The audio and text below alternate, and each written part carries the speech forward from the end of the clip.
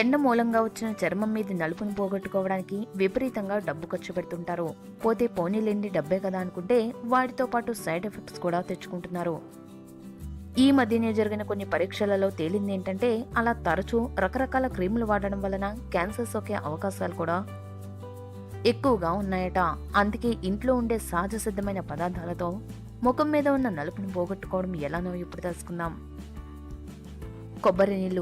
కొబ్బరి నీళ్లు కేవలం మీ దాహాన్ని తీర్చడమే కాదు, మీ ముఖంపై ఉన్న ట్యాన్ మచ్చల్ని తొలగిస్తుంది. మీ చర్మాన్ని సూర్యకాంతి నుంచి కందిపోకుండా చూస్తుంది. మీరు రోజు కనుక మీ ముఖానికి కొబ్బరి నీళ్లు రాసుకోవడం వల్ల ఎంతో మంచి జరుగుతుంది. దీనివల్ల మీరు రోజు రోజుకి చక్కగా ఫెయిర్గా తయారవుతారు. పాలు, దోస, నిమ్మ మీకు కనుక ఈ సమస్య ఎక్కువగా ఉంటే వీటి వాడకం వల్ల చక్కగా తగ్గిపోతుంది. ఫ్రెష్ దోస జ్యూస్ని తీసుకుని 1 టేబుల్ స్పూన్ దోస జ్యూస్, అలాగే 2 టేబుల్ స్పూన్స్ పాలు, 3 to 4 టేబుల్ స్పూన్స్ నిమ్మరసం కలుపుకొని ఒక ప్యాక్లా చేసుకోవాలి.